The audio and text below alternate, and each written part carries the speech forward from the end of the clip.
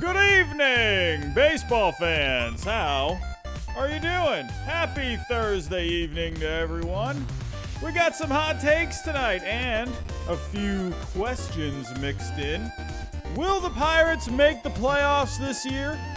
Will the Angels trade Mike Trout?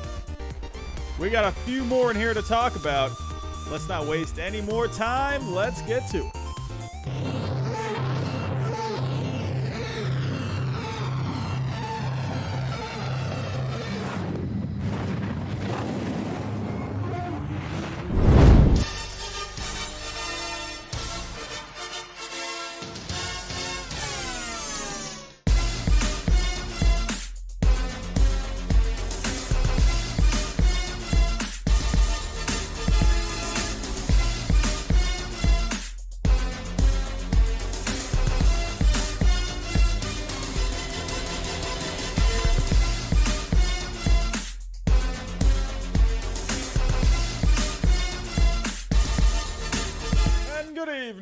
Baseball fans, how you doing? Hello, hello, hello. As I always say, lots of familiar faces in the chat. We got Nicholas, one of our moderators here. How you doing, Nicholas? Welcome back. We got a few other familiar faces. We got Dulcie Marist. How you doing?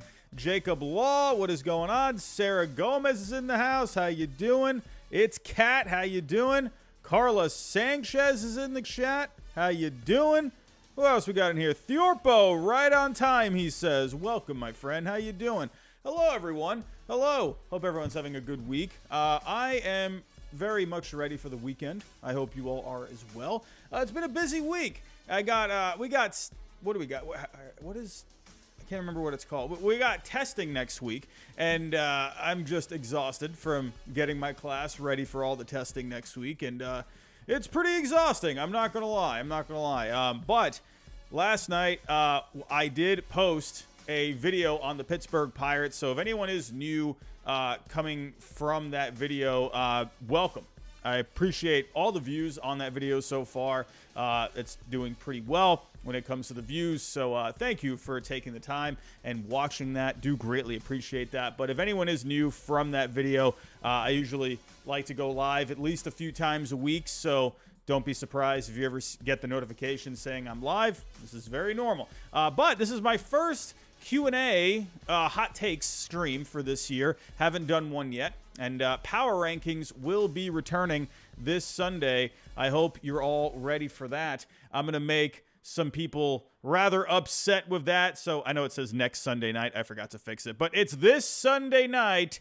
Make sure you are here. Be there or be square. But tonight, I got a few hot takes from you, the subscribers, that I'm going to be answering, and a few questions in there as well. I would like to do this at least once a week. I want to get all of you involved in the channel as much as I can. So be on the lookout. I usually will post on the community tab on this channel to give me your best hot takes or just to give me a question.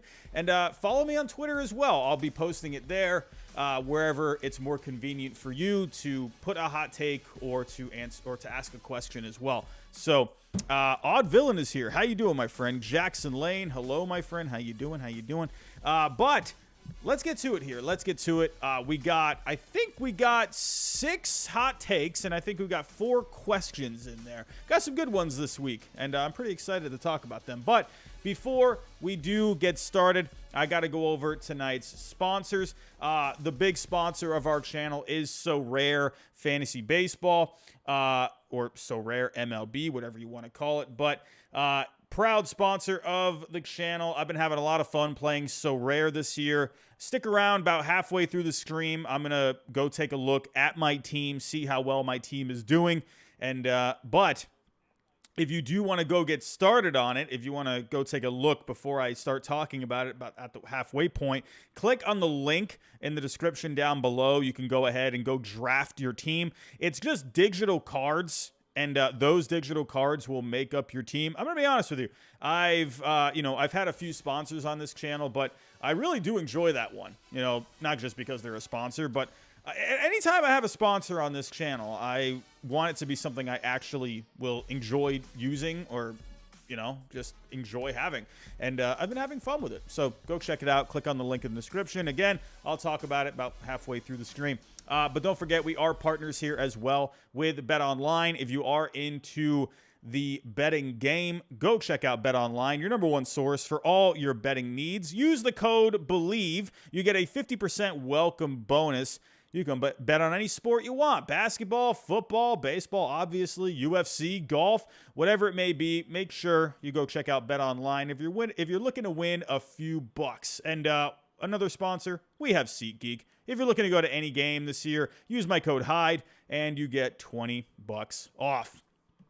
Alrighty, here we go, everyone. Let's get to it here. Like I said, we got a few good ones. And I think we have to start with the Pittsburgh Pirates. I mean, they've been the talk of the town. Right now, the Pittsburgh Pirates, I gotta say, are America's team right now. I mean, how could you not enjoy what the Pittsburgh Pirates are doing? Kind of like the Orioles last year. The Orioles, they were, we know the Orioles have been going through a rebuild over the last few seasons. And last year, they kind of fast forwarded that rebuild and they were looking like a good team. They were in contention for a wild card last year. And the Pirates, I know it's early. It's still April. I mean, we're not even in May yet. But the Pirates are looking really good so far. And I want to talk about them first and foremost. We have a couple of hot takes here. And let me it's both about the Pirates, but let me get to the first one.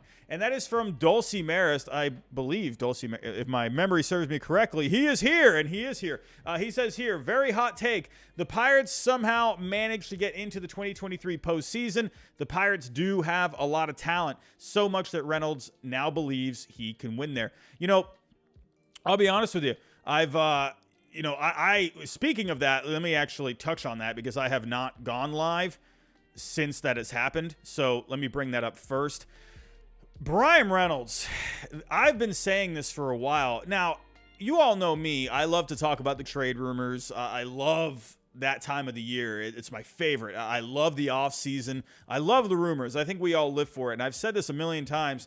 I think there's an argument to be made that the offseason is, you could even argue that it is more entertaining than the actual Major League Baseball season itself. We all love the rumors. We all love when players get traded. We all love just the free agent signings, all of it. So I think there is an argument that that is more entertaining than actually the game itself. I will say, though, the game itself, it's much quicker this year. It's been more entertaining this year. It's been more digestible to watch. So I don't know. I think that argument's probably a little closer for some people now. But I digress. Let's talk about Bryan Reynolds here. I've been saying this from, the get-go. I've been saying the Pirates should extend this guy. When I'm seeing all of these trade rumors about Bryan Reynolds in the last couple of years, I'm thinking, why would they not want to extend this guy? They got all this young talent coming up. We just saw O'Neal Cruz. This guy was making a big impact on the team. Unfortunately, he got hurt. Now we're seeing some other young players start to come up, and they still got some really good talent still down in the minor leagues, And I'm thinking, why would you trade away? It's not like Bryan Reynolds is 33 years old either. This is a guy who's just about to, go into the prime of his career. To me, when you have all this young talent coming up, why would you want to get rid of your centerpiece? That makes no sense to me. And they finally just did what they should have done, in my opinion, a year ago. But I'm glad they got this done. I think it's a great deal for everyone involved. If you remember, Reynolds publicly put it out there that he was requesting a trade. But what I liked about that was Reynolds himself. He wanted to stay with the Pirates, but he was saying to him, hey, listen, if you're not going to keep me around, I want to stay here. But if you're not going to give me a deal that is fair, then I want to leave. And I think that's completely acceptable. But in the end, I'm glad they just figured it out. And I'm glad Reynolds did that too, because it pushed the Pirates to just get it going with the extension, So sure, could they have traded him? Could they have gotten some pieces back for him? Sure. But to me, I just think timeline-wise, it didn't make sense to trade him. Sure, you could have just grabbed way more prospects. But the Pirates, they're ready to play some good winning baseball now. And we're starting to see that on the field. So in the end, really good deal I'm very happy with it. It's a 7-year deal, $100 million guaranteed. Good deal. I think for the city of Pittsburgh, you needed a player like this. Sure, you got some really good young talent coming up. Like someone like O'Neal Cruz. Could you build around him? Sure. You got some other really good players on this team as well that you could have, built around. But to me, Reynolds was the guy that you had to build around. Let me actually let me look at the Pirates. So again, I'll talk about the Pirates in just a second when it comes to the playoffs. But sure, you got like a Ke'Bryan Hayes as well. Like Ke'Bryan Hayes is a guy. Could he end up being like a centerpiece kind of a guy? Sure, but to me, Bryan Reynolds has proven what he can do, and I think it just made all the sense in the world to hang on to this guy. There was no reason to trade him, in my opinion. But either way, really glad that the Pirates did this. But now let's get back to the question: can they make the playoffs? Well, absolutely. Of course you can. Anyone can make the playoffs. I guess you got to play some good baseball, which the Pirates are doing right now. If we take a look here, the Pirates are 18-8, coming off of a series win against the Dodgers. Hey, Drew Maggi, man, oh man, what a great story that is, man. What a great story of getting his first AB. I believe it was 13 years in the minor leagues. He's had a taste of, getting on the taxi squad. He's been on a bench before in Minnesota, but he never got to play. And that was really cool. Really cool. His parents are in the stands in last night's game. Just getting that AB, great job. That's awesome, man. Love that for him. As a guy, he's almost 34 years old. Really reminds me of the movie with Dennis Quaid, The Rookie. Honestly, they got to make a movie about this guy. I'm just saying. I mean, this has got movie written all over it. But now, back to it. Can the Pirates make the playoffs? Well, right now, they're looking like a very well-rounded team. And even when O'Neal Cruz went down, they've had other guys step up. And this lineup, they're hitting really well. If we go take a look at the numbers overall. Here we go. So right now, the Pirates, when it comes to WRC+, they're ranking 11th on the year so far with a 110 WRC+. But let's take a look at some expected numbers as well. WOBA is a big stat that a lot of people like to look towards. I like xWOBA. I really like the expected numbers just because it paints more of a picture of what a team can look like in the future. And so, of course, I look at the numbers that are happening up to this point, but I do like to look at the expected numbers as well. And Pittsburgh, as of right now, their expected weighted on base is 5th overall right now, a 346. That's really solid. So the offense, they're doing very well. They're going to be driving in some runs. I'm very excited about this Pittsburgh Pirates offense. And then eventually you're going to get O'Neal Cruz back from the broken leg. That's awesome. But taking a look here, along with just having a pretty solid offense, they're coming up in some clutch situations as well. They're 12th overall in the clutch stat on Fangraphs, so they are getting the timely hits. I do like that. But when it comes to the pitching, I will say this. When it comes to the Pirates starting pitching, I am a little more on the worried side when it comes to the pitching.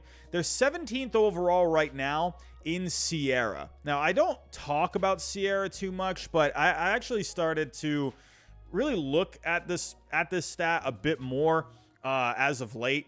And it's more of an expected number at the end of the day. And so what exactly is Sierra? Well, when you're looking at Sierra, it's looking at a few things. It's kind of like FIP, kind of like XFIP, but which those numbers, they're judging more off of what a pitcher can control. So I talk about FIP a lot. So FIP, what that is, that's fielding independent percentage, where you're looking at more the things that they can control, like strikeouts, walks, home runs allowed. When it comes to Sierra, you're looking at the strikeouts, you're looking at the walks, but you're also looking at the batting average on balls in play.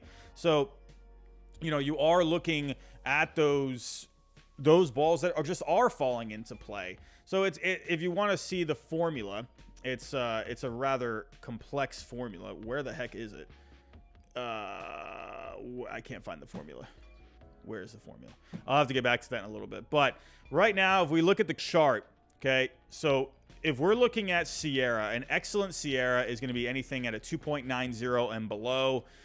Great would be a 3.25. Above average, 3.75. And obviously, the higher you get with it, it's like ERA. So if you're looking at a 5 SIERA, you're not really you're not looking too good right there. So that's pretty much what goes into it. But when we look at the Pirates right now, their starting pitching SIERA is a 4.49. So that's not looking too great. See, when you look at the ERA, their ERA is a 3.75. And the FIP is a 4.23. The XFIP, it's very similar to FIP, but you're looking at the strikeouts, the walks, but you're also looking at the more of the fly balls, right? Because on average, the more fly balls that you end up giving up, the more likely you're going to end up giving up more home runs. So XFIP tends to lean more towards the fly balls. So the XFIP doesn't look very good with Pittsburgh either right now, 4.53. So I'm a little worried about the XFIP and the SIERA when it comes to the Pirates starting pitching. When you look at the Pirates starting pitching, sure, I love that these guys are stepping up. But I love that, Rich Hill at 43 years old is being productive. I love that. I love Johan Oviedo, a good young starter. Roansy Contreras, he's showing some pretty decent stuff right now at the back end. And then Mitch Keller, obviously, at the top. He's looking really solid. I just wonder if they will be able to keep it up. So that is one thing. If they were to address something, let's say they're in contention, I could see them possibly going after a starter by the deadline, and I will actually talk about that in just a little bit here. But again, when it comes to the starting pitching, I'm not sure what it's going to be. According to the expected numbers, it's not a great pitcher looking forward, but who knows? Maybe they could exceed those expectations. When it comes to the bullpen, though, I love this bullpen. This bullpen has been great. I love Bednar. I love Holderman. I said that last year when the Pirates traded Vogelbach and they got Holderman in return. I love that. I thought that was a great pickup for them. A solid arm for the back end of the bullpen. And, you're getting, some of these other guys stepping up in this bullpen as well, like Dwayne Underwood Jr. I had a comment. I don't know what it was. Like a couple of Pirates fans were, because I mentioned in the video that I did yesterday that Dwayne Underwood Jr. was not a good piece in the bullpen. I'm not understanding that. The guy's got pretty good stuff. And if you look at the numbers, he's pretty solid. I'm not really understanding why Pirates fans, or at least a couple of Pirates fans, were not so high on Dwayne Underwood Jr. Just go look at the numbers. He looks pretty good. And even the expected numbers look pretty good. If you go to StatCast, he has a few of those numbers in the reds. So I don't know. I was a little confused about that one. I had one comment saying that when he comes into the game, when Dwayne Underwood Jr. comes into the game, the guy that was commenting saying like he was like worried sick when he would come into the game. Like, what? Why? I don't know. Whatever. But right now, the bullpen does look really good. I love David Bednar. Man. And to think, they got David Bednar now for like another, 4 or 5 years? That's pretty awesome. But I do like their bullpen. I am a little worried about the walks. That does not excite me a little bit. Over 4 walks per 9 up to this point. So I do think they have to clean that up a bit. Because when you look at, a bullpen like Baltimore, they're under 3 walks per 9. You look at, the Braves bullpen, coming into this year, people were very high on this Braves bullpen. They're under 3 walks per 9. I don't like it when bullpens walk a lot of guys because obviously you're giving up base runners. And then the more base runners you're giving up, and if you give up a, little jack out to left field, then, that's not looking too good for you. So I just don't like it when the walks are high. I just don't like giving up free base runners, personally, especially in a bullpen when you need to come in and lock it down. Not a big fan of that. But overall, I think the Pirates right now, I think they're looking really solid. The offense right now is looking very good top to bottom. The pitching right now is looking great. Sure, what could it be in the future? I'm not quite sure. One other thing with the Pirates that I want to point out is that they are doing really well when it comes to speed. Okay, right now, they are leading the major leagues in stolen bases. 34 stolen bases. And when you take a look at the base running, they're 3rd overall when it comes to runs created on the bases. So I like that. they're making things happen with their legs. You know, they're advancing runners. So I really like that overall for the Pirates. It's not just what they're doing with the bats, but they're just getting it done on the bases as well. So I think if the starting pitching can hold itself together, I think this team could have some success. I do worry a little bit about those expected numbers. I think the bullpen, I think it could use another arm in the back. Like, I love Bednar. Holderman has had a couple of blips lately. He's right now in the last 14 days. He's ranking 222nd on Fangraphs. So Robert Stevens, he's been stepping up for them as well. You know, so I think the bullpen is good. I feel like they could use another arm at some point down the road, but they're off to a great start. They're 10 games over 500 at this point. I'm just saying, you know what this team really reminds me of? I'm not trying to go Giraffe Neck Robbie here, but in the Pirates video that I did last night, I talked a lot about Ben Cherington in that video, and one part of that video that I mentioned was how like many free agents he had added with the Red Sox. If you remember that 2013 Red Sox team, you added Mike Napoli, Victorino, you added Brian Dempster, you added Johnny Gomes, right? Stephen Drew. And he made a lot of free agent signings this past offseason that people thought like, oh, okay, those players could be pretty good. They could be all right. But no one really thought they were going to be like game changers. That really reminded me of a lot of the 2013 Red Sox, you know, when I looked back on it. So, because a lot of those signings, when people were looking at those signings, you know, they were not coming off great seasons. They were not high-profile free agent signings for the Red Sox in 2013. But they put it all together, and they just went on a great run. And with that Red Sox team, they sprinkled in those free agent signings with young talent. They had some good veterans on that team as well, like David Ortiz, obviously. The guy went nuts in the playoffs that year, and he had a really good season that year. They just had like this perfect storm. Now, I don't think this Pirates team is as talented as that 2013 Red Sox team, but I do see similarities. But with that 2013 team, they got off to a really good start that year. So I'm seeing a lot of similarities. And, you know, I would love to ask Ben Cherington that, just if he sees similarities. Like, I would love to just ask him that question, and I would love to get his insight on that. I don't know. If anyone can give me the phone number for Ben Cherington, that would be wonderful. But for the Pirates, off to a great start. Do I buy this hot take? Yes, I think they could make the playoffs this year, especially in this Central Division. It just feels like, I mean, look at this.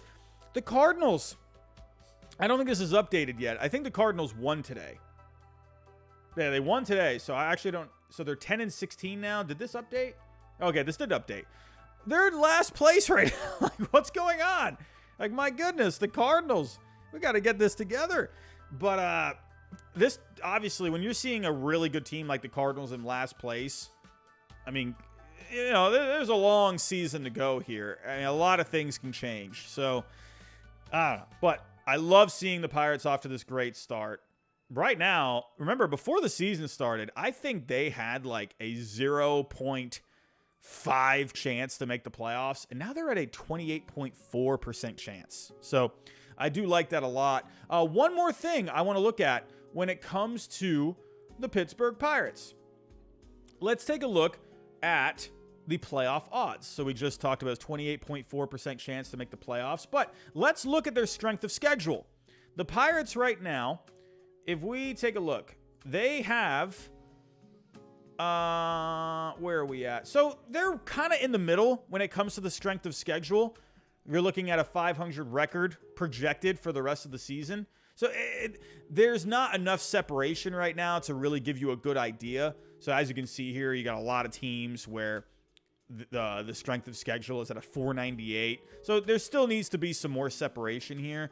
But the fact that, you know, they're kind of in the middle right now when it comes to it. They don't have like the Orioles right now. They're projected to have a very difficult schedule moving forward. You know, so the Pirates right now, their strength of schedule is looking pretty decent. So right now, the rest of season win percentage, right now, based off of the current win percentages, is 466. Strength of schedule is more of like a projected number. So we'll have to see how this turns out. But I think there's a lot of things in favor right now of or for the Pittsburgh Pirates. So staying on the Pirates, let's just talk about this one really quick. This next hot take comes from Dylan. This one was from Twitter. The Pirates, with the signing of Brian Reynolds, have a good trade deadline and make a big playoff push. So let's talk about this one. Now, like I said, I think there is some skepticism when it comes to the rotation. Okay, like I said, we pulled up the expected numbers. They're not looking amazing, but they could exceed those expectations. So we'll have to just wait and see how that goes. If those numbers do come to fruition, let's say the starting pitching does start to struggle, which historically, someone like a Vince Velasquez, he has never really been able to get it together, but he's looking like amazing this year. He's looking like a Cy Young guy right now. Like he's 5th overall in the last 14 days on the power rankings for Fangraphs. Rich Hill, this is a guy he's always missed time. So, he's 43 years old. He's not getting any younger. So how durable is he going to be? I think Mitch Keller is going to be fine. Johan Oviedo, Contreras at the back end, still young guys. I mean, they're definitely going to take their licks at some point. Young guys like this always go through bumps. So we'll just have to see how that goes. I do think if the Pirates could add a starter for depth, someone like, I don't know, if I were to think like, I don't know, I guess it just really depends on who's available. But if they could get someone that's under control for next year, but someone that's also affordable at the same time, that I think would make a lot of sense. Because I think the Pirates, you're not going to go all in. Let's say the Pirates are leading the division at the trade deadline. Let's say that's actually a thing. I don't think they're going to go all in for a top guy. I just don't see that happening because Ben Cherington will stay committed to that rebuild. He will not start shipping off prospects. There's no way. I mean, let's say they are doing well at the deadline. There's no way you're just going to jump the gun like that. So, but I think he could make some more, how do I say it? More conservative ads. I could see him going after a guy that definitely could be useful down the stretch, but also a guy that's not going to break the bank. Like kind of like someone, like if I give you an example, like the last couple of years, like someone like Kyle Gibson, right? So when the Phillies traded for him, it didn't cost like an arm and a leg to get him, but someone that won't cost too much, but can definitely help you out in the second half. I could see the Pirates doing something like that. I could see them going after someone for the bullpen, but again, not someone that's going to cost you an arm and a leg. I don't see the Pirates doing that. I just don't. There's no way a team like that is this early is going to, like the Orioles last year. Like the Orioles, they could have really, broke the bank. They could have broken the bank in the offseason and signed like a superstar player like Correa, and they decided not to do it. And they stuck with Jorge Mateo, and now that move is really paying off. And look at how well the Orioles are doing so far. I think the Pirates will take a similar route. I just don't see them going crazy. So for the Pirates, yeah, if they are in contention, I do think they will make a move, but they're not going to go crazy and give up the whole farm, to go get a guy. I just don't see that happening. So, but I love what the Pirates are doing right now. They're off to a great start. It's really fun to see. I think it's good for the game of baseball. Pittsburgh is a great sports city, man. It's always dominated by the Steelers, the Penguins, but when the Pirates are playing well, I don't know what it is. I just like Pittsburgh. I've never been there personally, but like when I just look at the city, it's the Steel City. Like I just love it. I don't know. I just think it's just got something to it. It's got a little grunginess to it, if that makes sense. I just like, I don't know. I just love the yellow. I love the black and yellow. I think it's great. I don't know. I just like when the Pirates are doing good. I like when small market teams are playing well, except for the Rays because they drive me nuts. But I love when these small market teams are in contention and they're just playing good baseball.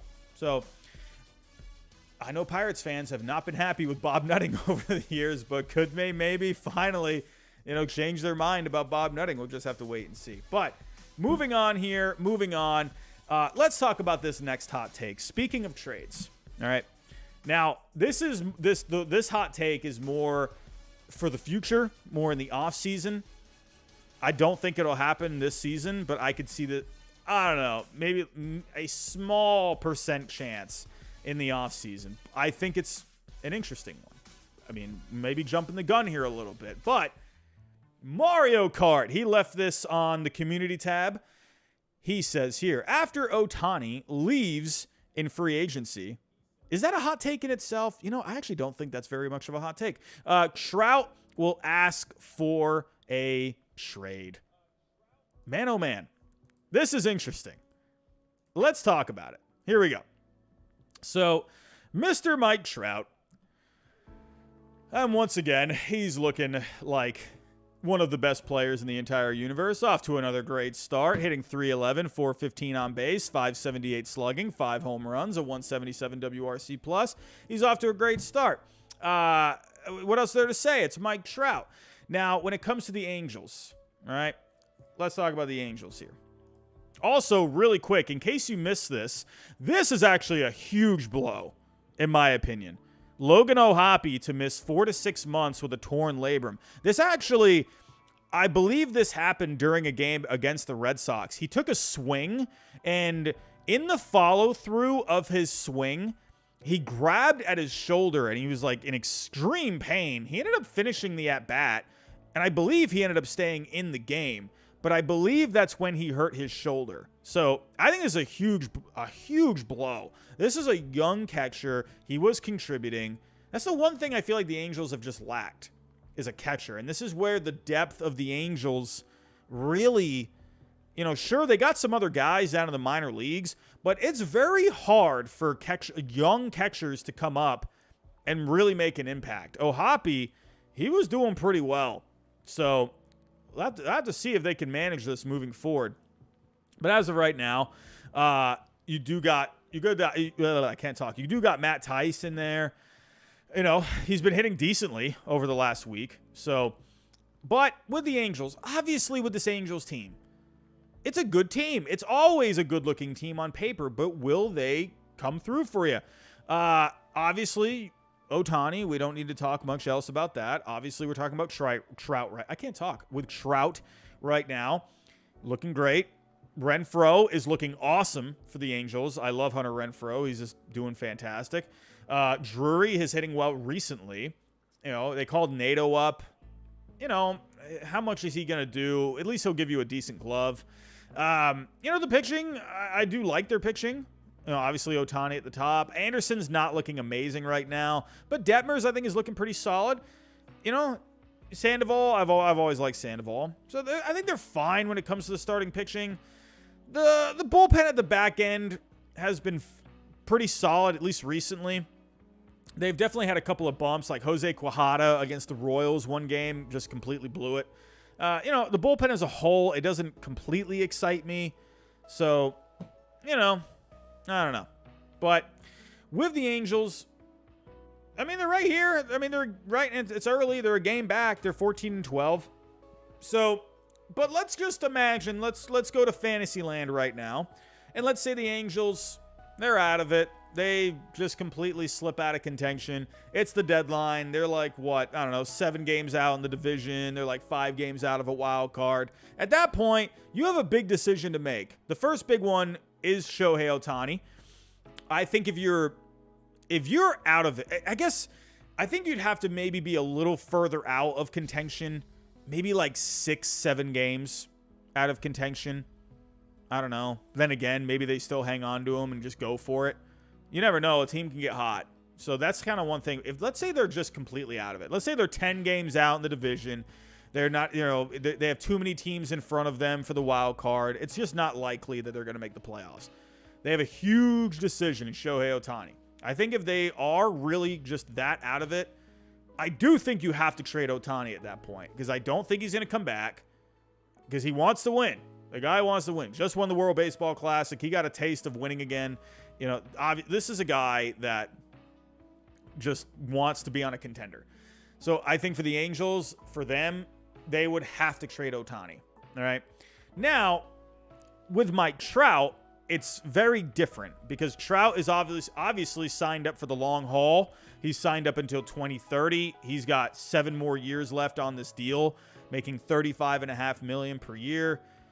This is a guy that this was your long-term guy. He does have a full no trade clause, so that is one thing that could end up holding up a deal. To me, I think this is the season, right?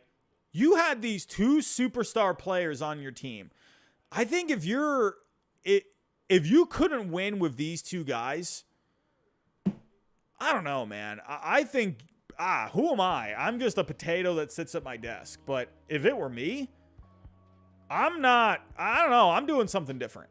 I just think and Trout especially, I feel like after playing in this World Baseball Classic, he's gotten a taste of that just hyper-competitive baseball again.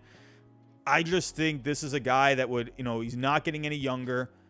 I think he would want to go play somewhere else. And I think a team would be more than willing to trade for him, obviously, because he's very good. And honestly, his deal right now, it's $35.5 million per year. But for teams out there, that's basically what you're paying for the premium guys now. It's not like he's making a boatload more than any other guy. He's kind of right there in that top tier when it comes to the salaries. So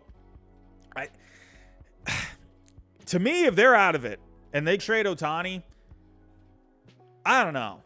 Part of me also just really likes trades. I'm biased towards making trades. I like to talk things into existence. So maybe I'm being a little biased here when it comes to that and biased towards my own interests. I would trade him. I really would. I don't know. I understand you got to sell tickets, but if you're not winning with him, and you've had Ohtani and you've made all these other signings, what are you going to do? You got to just do something different at that point. I don't know. That's just me. But if you were to trade Trout right now, so yeah, Sarah Gomez, yes, he has a no trade clause. So, but if he wants to go win, I don't see why he would not waive it. Many players have had no trade clauses. It's very rare that a player doesn't waive his no trade clause. Now, we had that last year with Eric Hosmer. Remember, he would not waive his no trade clause to go to the Nationals. So with the Juan Soto deal.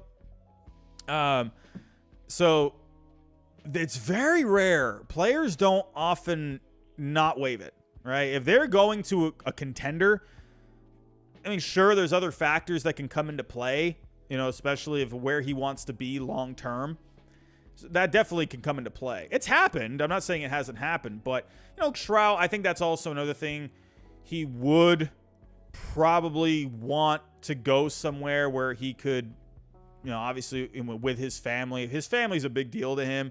So I would think he would want to go somewhere where he would want to, be comfortable with his family. So if you were to trade Mike Trout, let's just get into the if you were to get into the nitty gritty, if you were to look at the details, baseball trade values, the best baseball trade simulator out there. Mike Trout, as of right now, has a $46.8 million value. Okay, very solid. That's definitely going to net you a decent package of players. It's not going to be a Juan Soto package. The difference with Juan Soto, sure, he's off to a slow start this year. I do think he will turn it around. But the difference with Juan Soto was that he was a much younger player and he still had contract control. He still had 2 seasons of contract control. And he's not making nearly what these other guys, especially Trout, he's not making nearly what, Trout is making. So that's why Juan Soto had such an enormous value, and he got this massive package. With Trout, it's going to be a bit more reasonable just because of the age, because of the money that he's making. Obviously, his talent is, yes, he is going to have a surplus value, but it's a manageable value. I think there's a lot of ifs here. If I were to guess, if you were to, make me put my money on the table, I'm going to personally say no. I don't think Trout will get traded, but it definitely could happen. If I were a betting man, I'd probably say no, and he ends up staying with the Angels for his career, and they just keep trying to figure it out. But I don't know, man. I'm just thinking, like, you have just done so much to try and make this team competitive. And if it hasn't worked up to this point, especially with a guy like Ohtani, and you've had all these other pieces in play, you know, I just think you got to do something different. Now, it also comes down to, what do the Angels value more? What do they value more? Do they value keeping him for the long term? At the end of the day, it's also a business thing too. What do they think is going to be more value? Do they think with Trout, you know, the jersey sales, T-shirt sales, bobblehead sales, is that going to be more valuable in the long run? The revenue that he brings in, will that be more valuable long term? It just really depends on what they want to do. I think in the end, if you were to make me throw down money onto the table, I'd probably say no. He ends up staying with the Angels, and no, he won't get traded. But it's definitely possible. You know, if he wants, it also just depends on what he wants. If he wants to go win somewhere, and there's people out there. There are people out there that question Trout. Like, if he wants to win, right? Because a lot of people say, like, why are you okay with just staying on this Angels team that doesn't win every single year? He has those people out there. I think everyone at the end of the day respects Mike Trout, but there are those people out there that say that about him. Like, do you want to win? Do you want to actually go to a team that will win a championship? It's really going to come down to what Trout wants and obviously what the Angels want. But I think if Trout wants it, they're going to do it, right? Because they're not going to hang on to him, right? There's a lot of ifs. I would say no. If you were to ask me to buy or sell, I would sell. But we've seen crazier things. Who would have thought the Nationals would trade Juan Soto? Who would have thought that? Especially after all the money they offered him? Who would have thought that they would trade him? And they traded him. We've seen crazier things happen before. We saw Alex Rodriguez get traded. Sorry, if you want to ask me for a guy that's going to be the best comparison, we saw Alex Rodriguez get traded before the 2004 season. People forget about that. Alex Rodriguez was one of the most immovable players of all time. Like, people thought there's no way they would be able to trade this guy because of all the money he was making, and they still did it. There's always a way to make it happen. But it really just depends on what Trout wants, what the Angels want. So, I don't know. I sell, though. I do think he ends up staying. But let's say he were to get traded. Let's say the rumors start flowing in.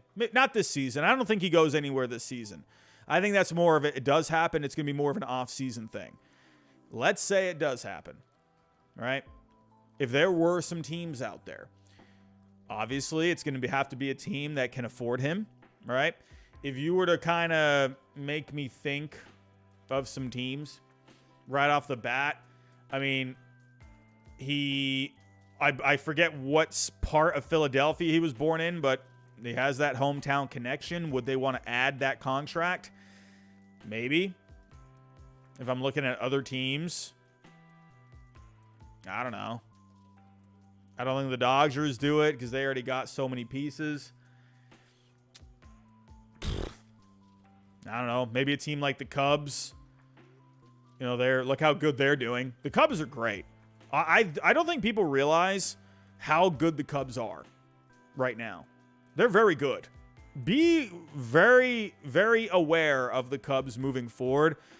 They're very good. I'm just telling you that right now. I'm planning on doing a video of I'm going to make a list of teams that are kind of like doing really well so far, and I'm going to make a video.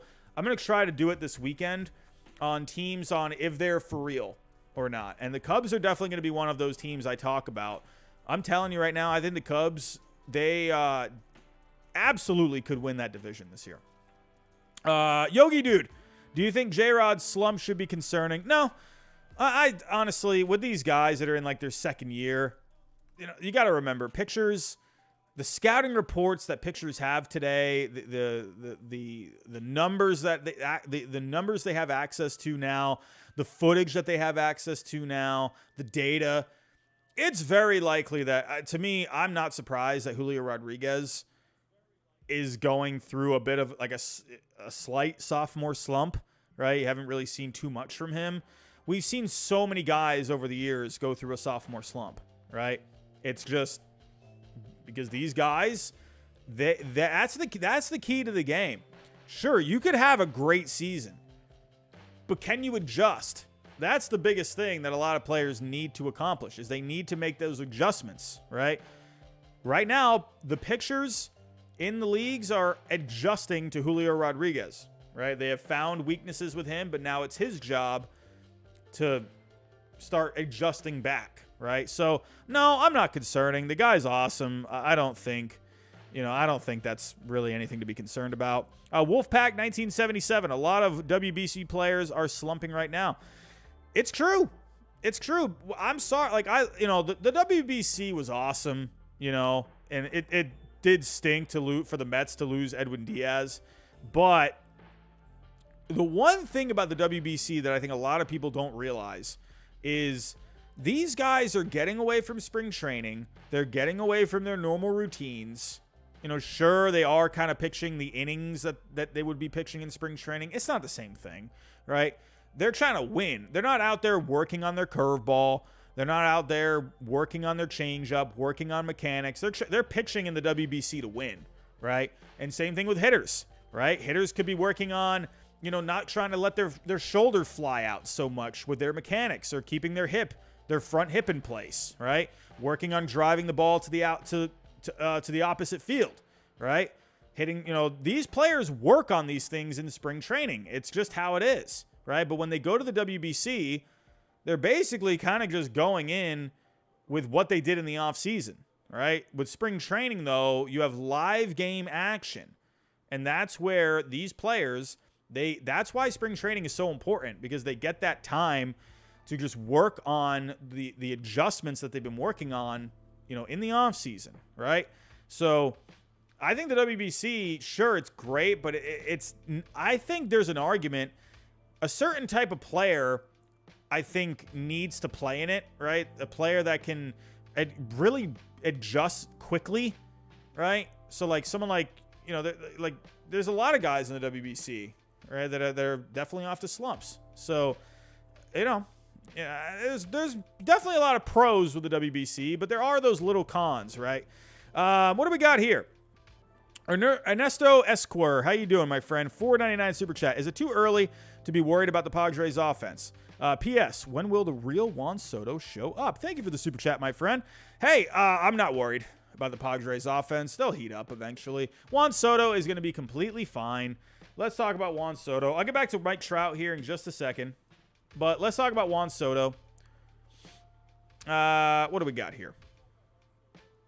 So, obviously, there's not a whole lot going on. But with Juan Soto, the one thing that I look at, he's got a 339 on base, right? He's still walking a good amount. His strikeouts are up, but this is another guy that played in the WBC, right? Yeah, sure, they got knocked out rather early, but still. I think he's going to be fine. And if you look at, he's always been a slow starter as well. I'm not worried about him at all. He's always been a slow starter. And people say, well, this is going back to last season. Listen, the guy was hitting in the postseason, right? He was doing just fine in the postseason.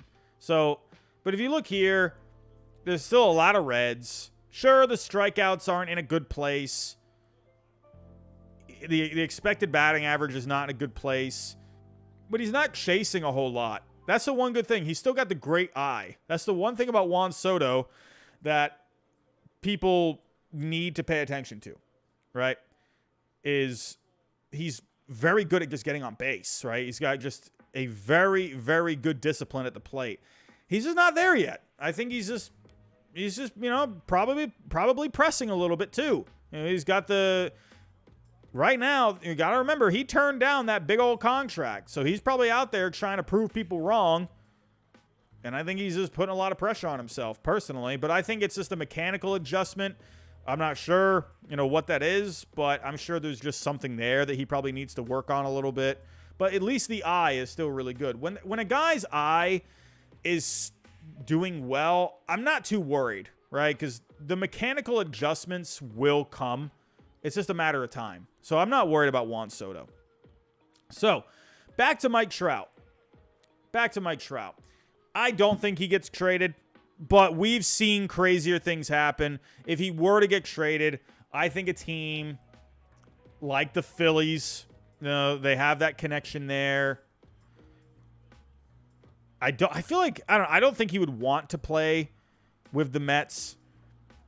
If I'm looking at other teams, I don't know. I feel like the Orioles would be so fun. Adding a player like him, that'd be crazy. They wouldn't do it, though. If I'm looking at some other teams, I mentioned the Cubs. I don't know. I mean, he's already out west.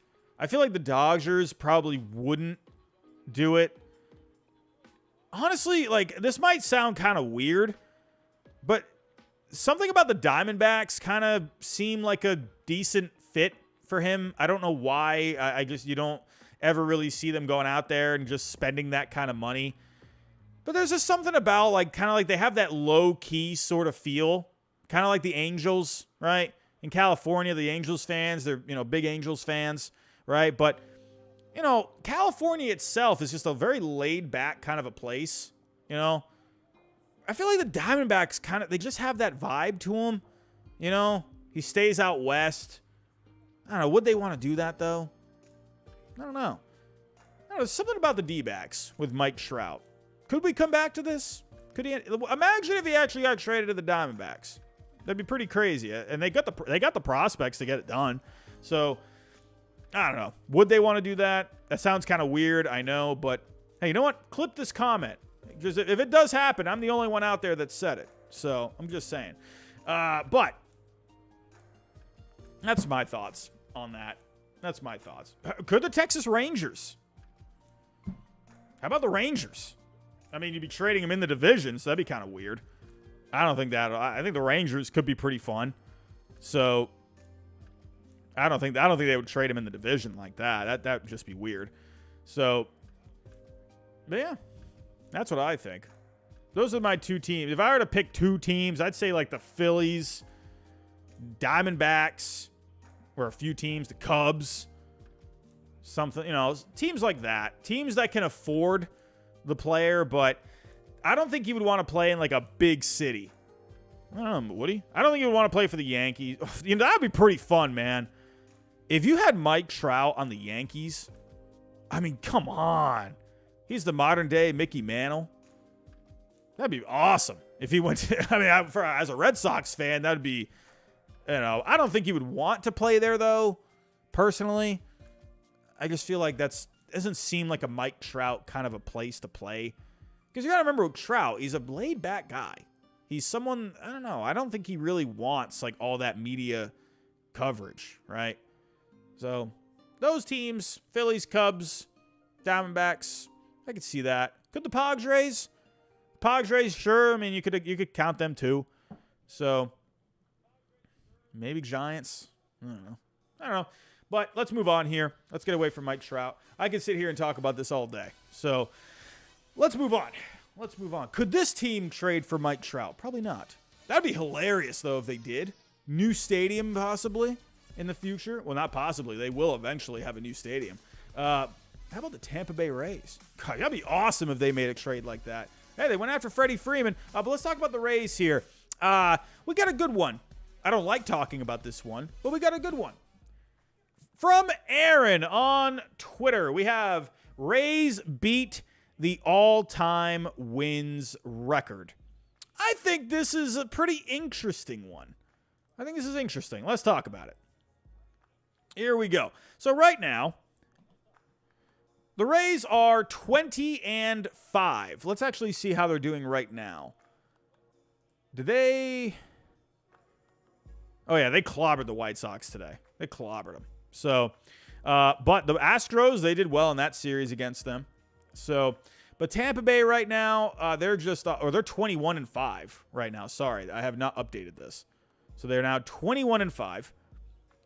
And obviously, they're on a great pace. I mean, this is just an incredible start that they're on. So taking a look here, I mean, it's kind of hard to really predict. But if we look at the strength of schedule, we just looked at this earlier with the Pirates, okay? Let me update this. So, okay, this is updated now. All right, so they're at as of right now, it's still early, so there needs to be a bit more separation. But they have, as of right now, they're tied for the third hardest schedule moving forward.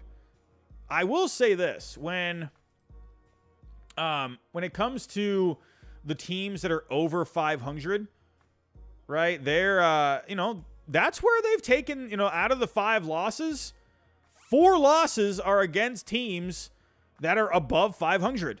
So I'm just saying, against those good teams, like they played the Astros, they played the Blue Jays, they have not done so hot against those 2 teams. Sure, they beat up on my Red Sox. They beat up on the White Sox tonight. They beat up on the Cincinnati Reds. Who else did they play? Beat up on the, who's the other team they played? There was another one. I'm going completely blank. But they've really taken it to those weaker teams. Now, I'm not taking anything away from the Tampa Bay Rays. They're doing fantastic. So if we look here at the stats. So let me actually pull this up here. Okay, so these are the updated numbers. I mean, they got the best offense by far. Okay, so they're definitely doing amazing when it comes to the bats. Like everywhere. They're leading in home runs. They're leading in runs. They're running the bases well. They're getting on base. It's pretty incredible, like what they've been doing, especially looking at what they did tonight against the White Sox. What's up with the White Sox? Come on. Like, really? They can't be that bad. There's no way. I'm not saying that because I picked them to win the division, but there's good talent on that team. What the heck is that White Sox team doing, man? Anyway, but with Tampa, right now, when it comes to the overall pitching, they're the Fangraph War leaders. I mean, what else is there to say? If we take a look at the xFIP, so this is a very, very, very projection-heavy kind of a number. They're still 5th overall, a 3.91 xFIP. If we look at the Sierra, they're still pretty high in that. They're 5th in Sierra. So they're still looking good when it comes to, when you're factoring in fly balls, when you're factoring in batting average on balls in play. They're not walking a lot of guys. But when it comes to, let me actually see this. You know what? Let me actually do something here. Let me go to the splits leaderboard. Let's do, all right, so let's do Tampa. I want to see what their numbers are like against those good teams that they played. So they played Houston and Toronto. So let's see. Oh, I want to see the team stats. So when it came to their so against these teams, they have not hit very well. They're destroying those other teams, right? But when it comes to against Houston and Toronto, they have a 92 WRC plus. They're hitting 238 against those teams. But if you look at how, and obviously what they've done against, so I'll even just pull up, let's do this. I'll pull up here Tampa Bay. Let's do against the White Sox, my Red Sox. There was Detroit as well. There was Cincinnati. Where's Cincinnati? Cincinnati. Let's just pull up these 4 teams. Look at the difference. Against those 4 teams, they're hitting 285, a 352 on base, 524 slugging.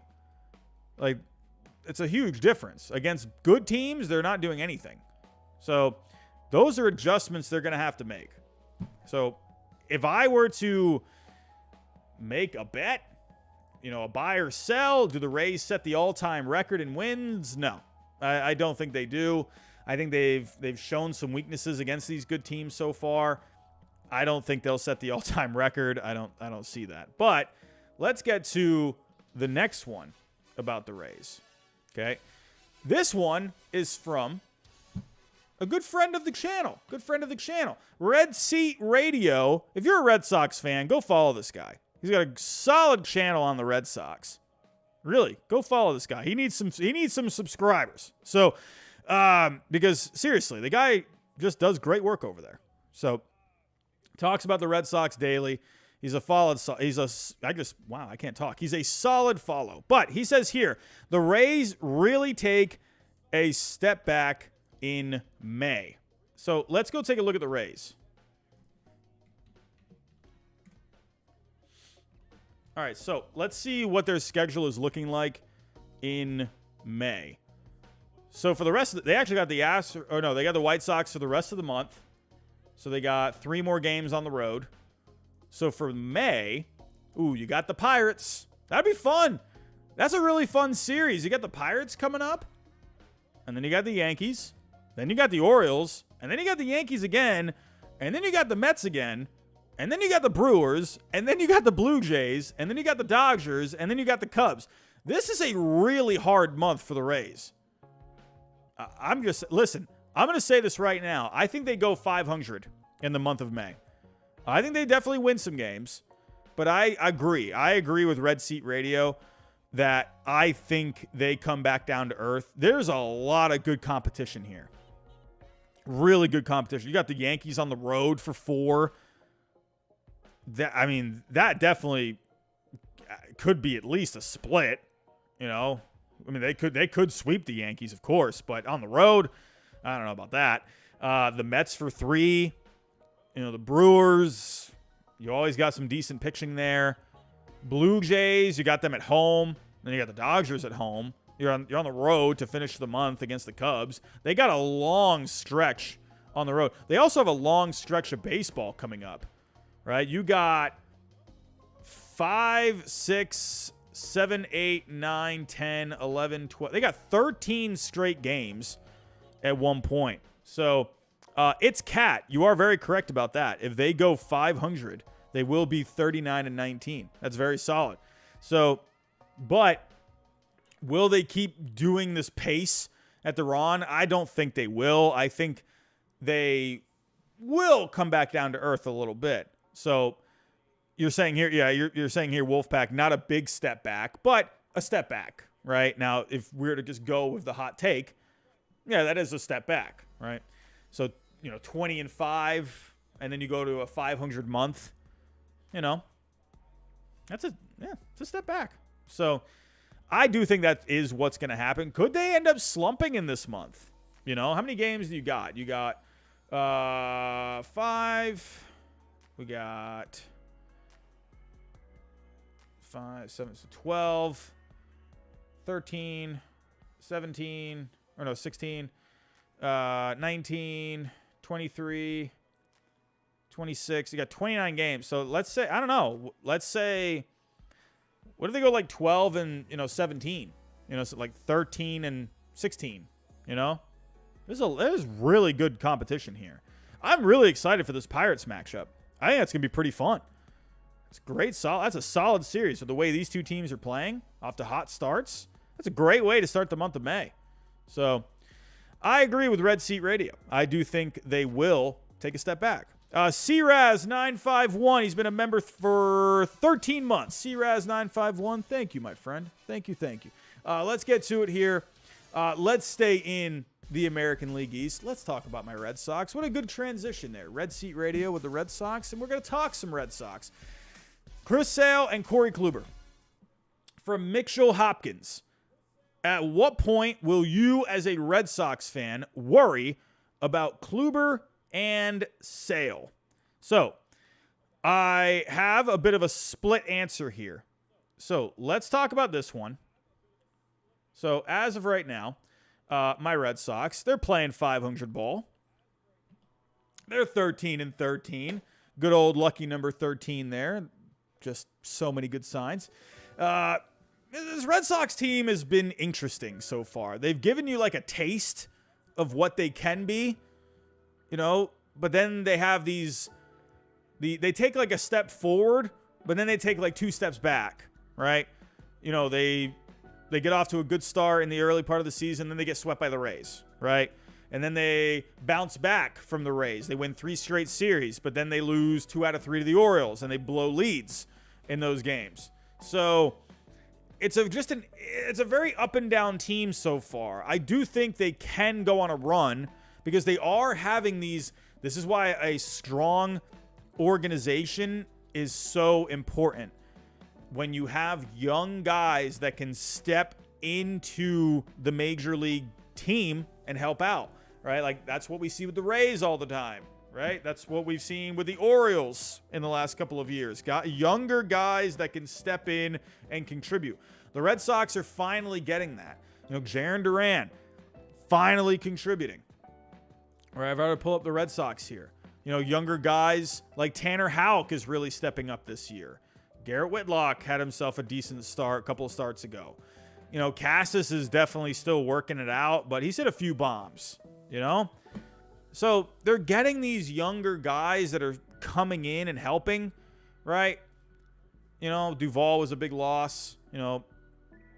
Bayo actually just went down. Bayo is interesting. He looked pretty good against the Brewers, and he got knocked around a little bit in the 5th inning. So, Brian Bayo, I think, is going to be fine. But the Red Sox, they're getting more contributions from guys where last year they weren't. Duran is looking like, dude, the guy's on fire. He is just looking great. Loving the way Jarren Duran is looking.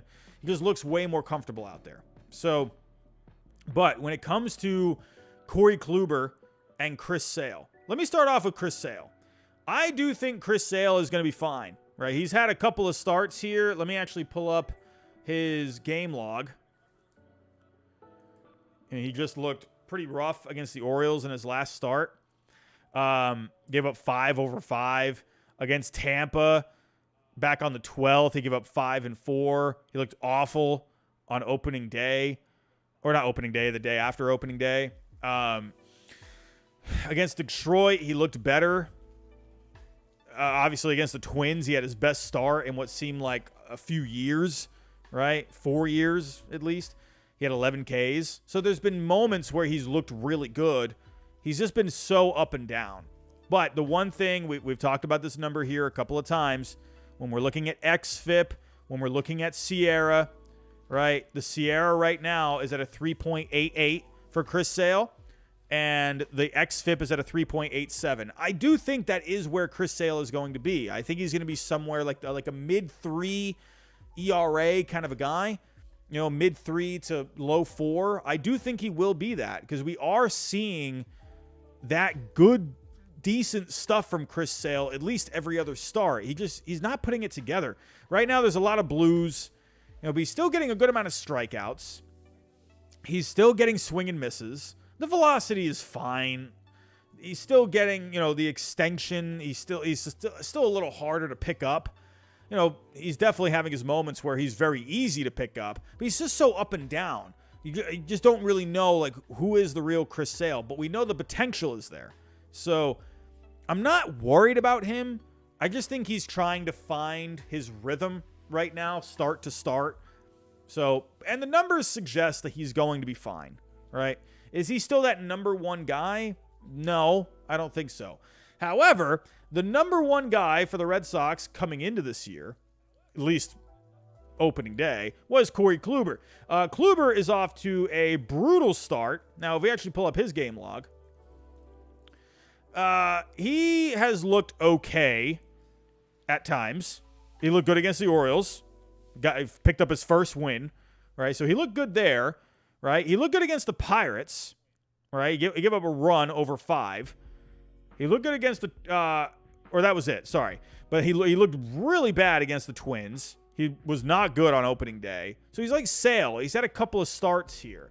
But the thing about Kluber is I don't like these numbers. Really don't like these numbers. He's got a 4.96 Sierra, a 5.55 xFIP. I don't like that at all. The FIP is at a 6.71. He does not have good projections right now. So that worries me. And we're seeing, kind of like Sale, we are seeing blues, right?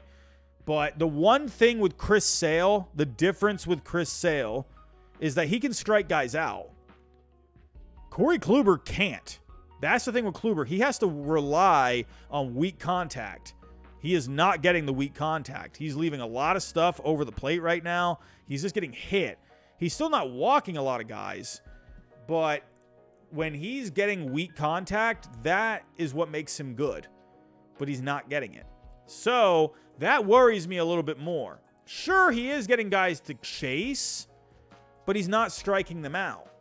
So, you know, it's just, I don't know. I'm a little worried about Kluber. I wonder if he ends up being maybe like a DFA guy at some point and they just go with a young guy. I think that's very possible. You know, with all of the guys, you know, you have Paxton. Who knows what he ends up being? I mean, he's not looked good in his rehab start so far. Obviously, you got Bayo. You know, you got other guys here. So it looks like Tanner Houck is going to be in this rotation for the long run. He's looking great. I wonder if Corey Kluber ends up being a DFA at some point. I think it's very possible. I'm not excited about Kluber. The one thing I was excited about with him was the fact that he could get the weak contact. But he's not getting it. At least with Sale, he's got the stuff to punch guys out. Kluber does not. So I don't know. I'm worried about Kluber.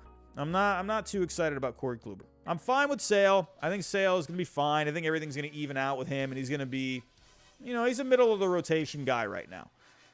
Kluber, I don't know. I don't know so much. But let's move on here. Let's talk about a guy that is doing well and kind of the surprising number one guy for the Milwaukee Brewers right now. Wade Miley. This one's from Ashley Crum now. I think I'm saying that right.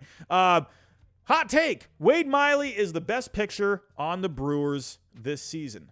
So right now, he is absolutely the best pitcher on the Brewers. He's looking great, which is kind of weird because there's a guy by the name of Corbin Burnes that people like, and he's not off to a great start. Let's talk about Wade Miley here. Look at Wade Miley. 4 starts, a 1.96 ERA. The FIP is fine at a 3.64. You know, there's one thing about Wade Miley I've always appreciated about Wade Miley is a guy that can, he at least maybe not so much over the last like 5 years or so, but he's a guy that can come in and just give you innings. He works quick. I've always liked that about him. You know, last year he didn't really get a whole lot of time, but he's always had just some decent numbers. You know, he's got a career ERA just above 4. You know, FIP and the xFIP are right around the same. He's not going to strike a lot of guys out. He's going to go out there and he's going to, give you some ground balls. He's a guy that pitches to contact. I don't know. There's just something about Wade Miley I've always had a slight appreciation for. He's never really going to cost you a whole lot of money. He's like a really good number 5, if that makes sense, right? Like if you were to have a number 5 in your rotation and it's Wade Miley, I would love that. Like, to me, if I got him as my 5, like, I'm completely okay with that. So, but Wade Miley. And again, we're going to focus more, once again, on the xFIP and the Sierra. Okay? Right now, he is their best pitcher. But will he be at the end of the year? ERA looks great, but the FIP is fine at a 3.64. I'm worried about the xFIP, though. A 4.57 xFIP.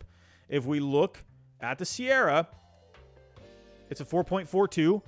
So I think he does go back to those numbers eventually. As for Corbin Burnes, though, Burnes is off to a weird start. Here's the thing with Burnes right now. He's looking very average.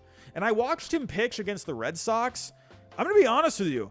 I was kind of watching Burnes, and I'm like, I don't know. He just looks very mid. You know, like, I can't believe I'm even saying that about Burnes, but that's how he looked. He didn't look like amazing against the Red Sox. Like, even stuff-wise, I don't know. I didn't really see much with him, which is weird because he's looked so good in the last few years. But when I watched him against the Red Sox, he was a guy that just didn't look very comfortable. His command wasn't there. His fastballs looked almost kind of flat in a way. Like, I don't know why. Like, he just looked different.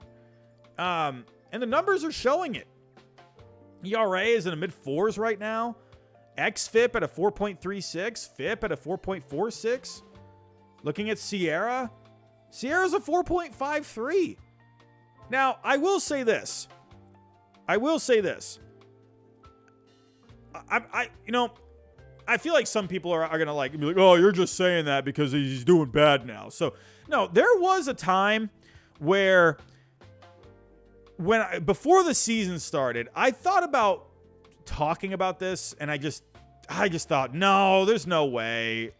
I was a little worried about Burns coming into this year after I saw a certain number.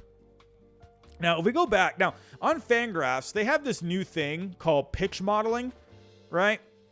It's where you can look at like the stuff, right? They have like this whole thing, right? It's this a whole bunch of algorithm stuff with it. It's got, just a lot of data behind it. But you can read more about it on Fangraphs. It's pretty interesting. But they have these rankings here where you can just look at the stuff of like where like these guys are ranking. So Ohtani, this is last year's numbers. These are not this year's. These are last year's. So Ohtani was number 1 when it came to overall stuff, right? McClanahan was number 2. Cease was 3. Cole was 4. Burns was 5. That's not very surprising. But when you look at his command was not good, right? Hold on, let me go. Where is he? He's near the bottom.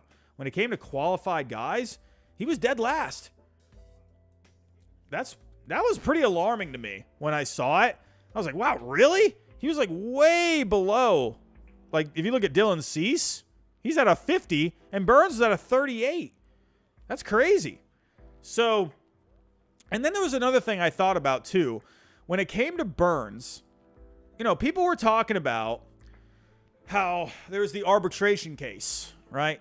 When they were apart on the arbitration number, and then there was kind of like some bad blood after that. Like they were not, he was not happy about the Brewers not,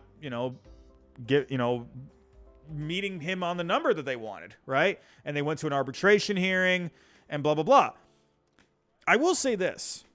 Are you like, if you think about with the Brewers, right? The Brewers have always been a really analytical team, right? For the longest time now. Very analytics based. They probably saw something with him, right? And they're probably thinking, based off of the numbers that we have, we don't want to offer this much, right?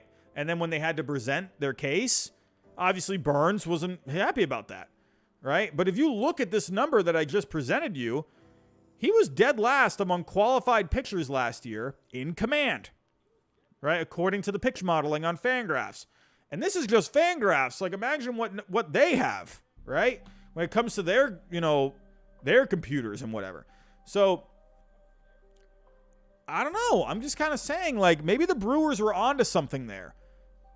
A lot of people were thinking, oh, Corbin Burns, this is gonna light a fire under him. He's gonna have a chip on his shoulder because of this. He's gonna ball out this year. He's gonna win the Cy Young. And that's not looking very good right now. And now it's very early. He's only 5 starts in. He'll probably end up getting 30 starts. But I'm just saying, I looked at him pitch against the Red Sox. Like, there was nothing really very exciting about him, which is weird because I've watched him before and he looks great. And he's looked great. I don't know. I'm just saying, I think the Brewers might have been onto something. At least right now, they're looking right. So, Wade Miley, though, I mean, if I were to think about this rotation, I mean, you got to think Burns, he'll get this together, right? I mean, if I were to pick between Peralta and Miley, I would think Peralta would end up being, let's say Burns has a bad year. I would think Peralta, if he's healthy, would end up being the best guy in this rotation. You know, his advanced numbers are looking good. A 3.13 FIP. So if I were to pick a guy that if Burns ends up being bad, I think Peralta would end up being the guy, right? You know, you got someone like an Eric Lauer here. You know, if I were to look at Peralta, looking at his Sierra, that's a 3.93. How about Lauer? Actually, Lauer's looking pretty rough. But Lauer's got some decent stuff. Right? He's got a good slider. Actually, maybe I take that back on Eric Lauer. I spoke too soon. Didn't look very good. As for the Brewers, I didn't talk about this, but Garrett Mitchell, it's looking like his season could be in jeopardy. This was a guy I had as a breakout player. He was off to a really good start. However, with the Brewers right now, Craig Counsell, this is actually a few days ago, and I just haven't talked about it, but Craig Counsell informed reporters that his MRI revealed significant damage. That sounds like probably like a torn labrum, probably something, because it was identified as a subluxation at first. That definitely, I think, could end up being like a labral tear. Something like, because, you know, a labral tear, like you need to get surgery for that. That's what I think probably ended up happening. Because if it's significant damage, that sounds, and especially if like a shoulder had a subluxation, sounds like probably a labral thing. So, kind of like Logan O'Hoppe, right? I think Logan O'Hoppe had a very similar injury, I think. So, be on the lookout for Garrett Mitchell. But let's move on here. Let's move on.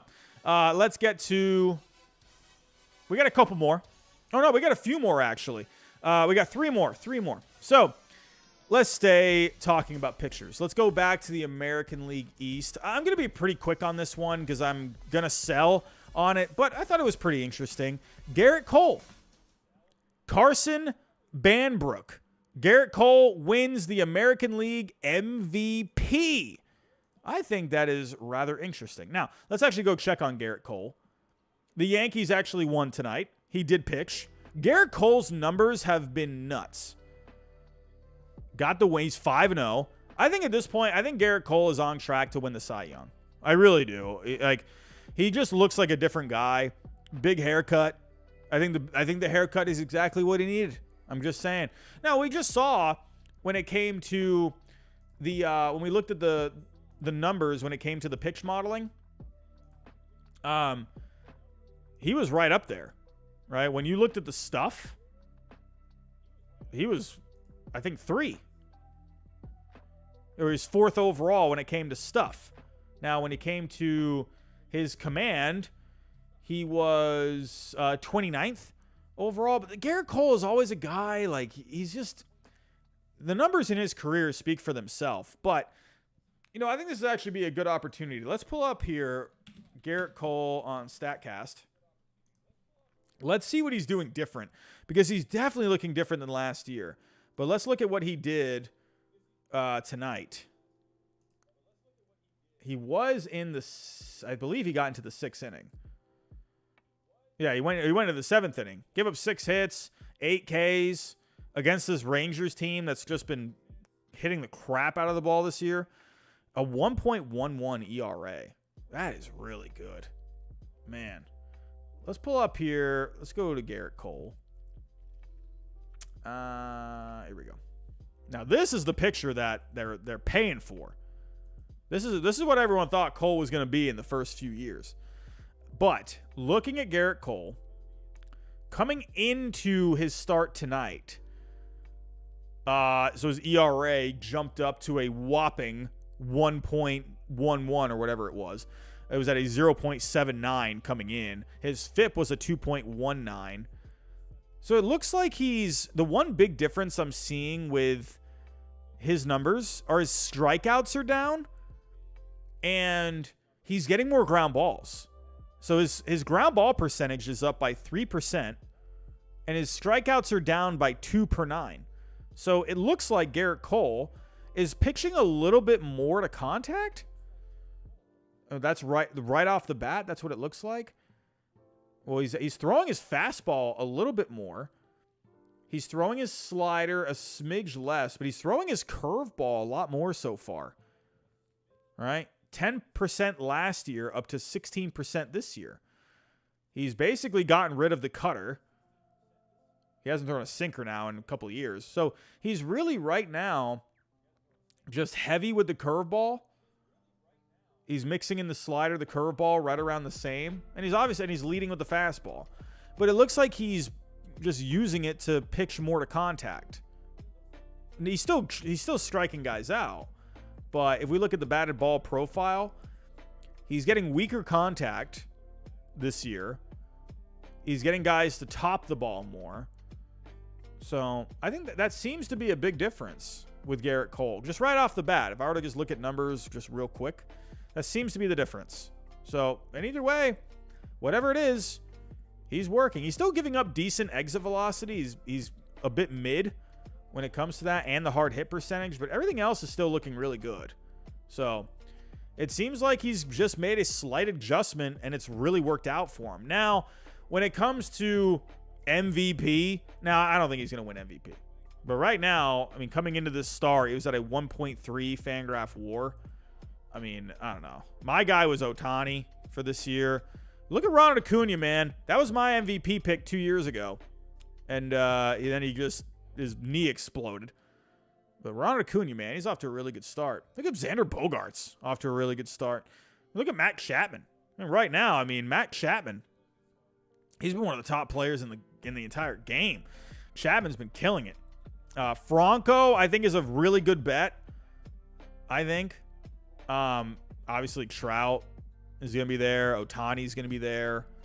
So Ohtani looks great. So I don't see Cole winning it. Definitely Cy Young though. Definitely Cy Young. Let's move on to the next one. Here we go. We actually just saw this guy's numbers. If you were looking at the leaderboard, could this guy win the MVP? Let's go to the other side of New York. Let's talk about Brandon Nimmo on the Mets. From Mike, Beatty is elite on Twitter. Nimmo will have his best season yet and be a top 10 in MVP voting. I'm going to buy this. I'm going to buy it. I think Brandon Nimmo, this guy's looking locked in. He's looking really good. His on-base numbers have just gone way back up. They were still really good last year, but they went down from what they were in 2021. His batting average is way up. On base is way up. His slugging is way up. He's looking really good. And he's playing good defense out there. I think he will be at least a top 10. I definitely think that'll happen. Right now, he's number 2. He's tied for second in Fangraph WAR. Will he win the MVP? I'm going to say probably not. But he's looking great. I don't know if his power is really going to... He'll probably end up finishing with around 20 homers. Actually, how many homers did he finish with? Actually, no. Maybe not even 20. I'd see similar numbers to last year. Well, I don't know. Maybe he can get to 20. I don't know. 15 to 20. Somewhere in that range. I just don't think he's going to have, I don't think he's going to have the home runs and the RBIs, because I think that's what the voters really look for. You know, Ronald Acuna, he's going to have somewhere, if he's healthy for a full season, he'll have at least 30 homers. He's going to have the stolen bases. He's going to have the great batting average. I feel like Nimmo's power numbers aren't going to be quite there.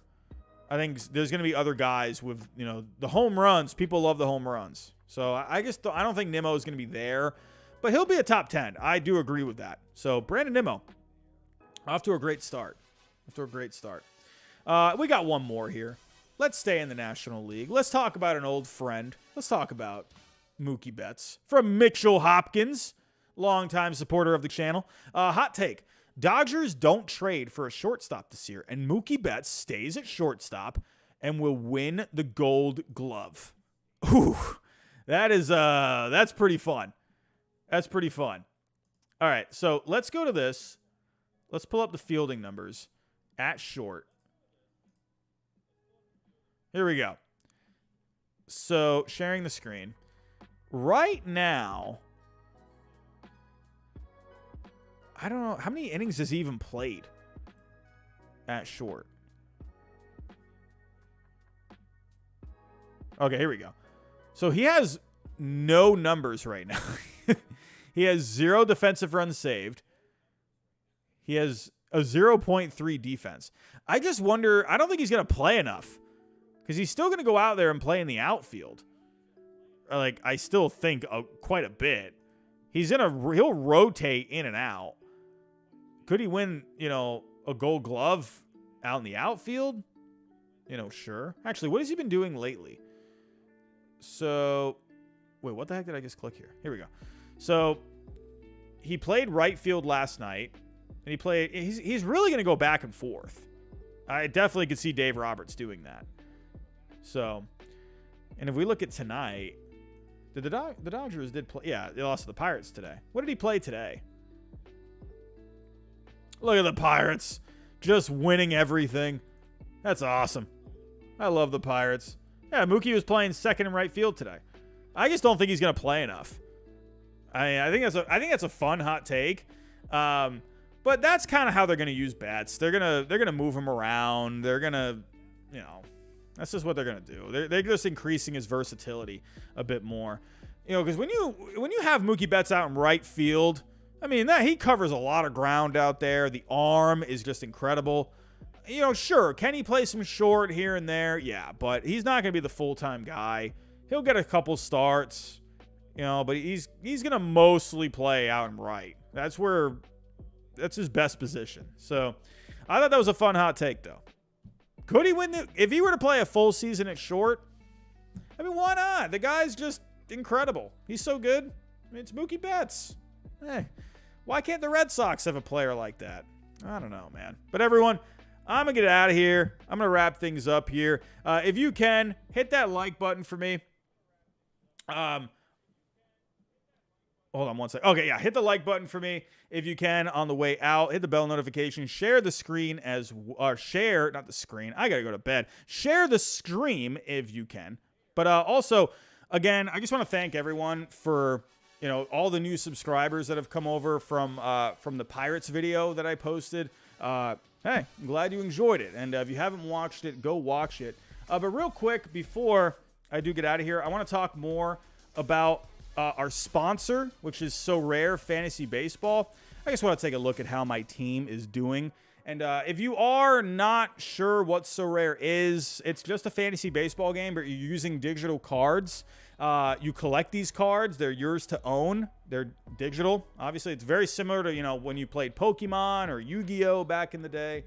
But all these cards will be on your team. But as you win more, the more cards you can earn and beef up your team. The better you finish in these tournaments, the better the card you can earn. And there's a few different ones you can start off with at first. You can play in the minors. You can play Common All-Star. But there are tournaments that you can play in down the road, right? But you're going to need better cards to be able to play in them. So starting off, you can just play in the minors. You can play in the Common All-Star. The better you finish, the better the card you will get. So my team right now, let's see where I'm at.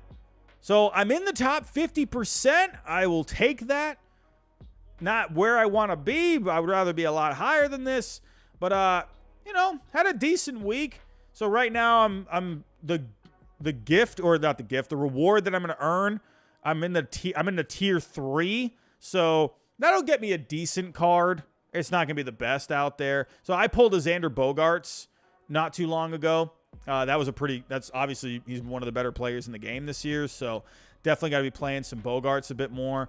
Trey Turner did not have a good week for me. Judge and Yoshida, they went off in the last couple of days. Lowe had a really good week. McClanahan had a solid start. Sale, he really just kicked the bucket for me, man. Just not good. Graveman, I don't know. He just hasn't really been doing anything. So, if I had better performances from Sale, Graveman, and Turner, I definitely could have been maybe even tier 1. So if we were to look at the leaderboards for this, so right now I have 133 points. The guy in first place is going off. He's got 321 points. These guys are nasty that are playing near the top. These guys are just nuts. I mean, look at this guy in first place. He's got Ohtani, Felix Bautista. Rendon has actually been hitting a little bit. Marcus Semion's been going off. He's got Mullins, Carroll, Albies. What a nasty lineup this is. But, hey, and this guy, he's going to win a really good card. So, and that's going to be just another card that he can add to his team. So, overall, this has been a really fun game for me to play. I'm not having the success that I want so far, but hey, the more I play, the more cards I'll earn, and so on. So go sign up. The description is down below, or I can't talk. I need to go to bed. The link is down below in the description. Go ahead and draft your team. It's completely free to play. There's no price to pay at all for this. And I'm telling you, I'm not just pushing this because it's a sponsor. I'm pushing this because I do actually think it's a pretty good time. I've actually been having some people on Twitter because I'll post my stuff on Twitter, and I've had a few people respond to those and tell me how they're doing. I've had people comment on my channel on some videos saying how they're doing. So it's a good little community. It's just a fun fantasy baseball game to play. So, alrighty. On that note, everyone, I'm out of here. I got to get some sleep. It's Friday tomorrow. I'm excited. We got the weekend coming up. Everyone, go have yourself a good night. And don't forget, power rankings are back Sunday night. I'm going to shoot for 9 o'clock Eastern time on Sunday night. So be there or be square. Everyone, have yourself a good night, and I'll talk to you next time.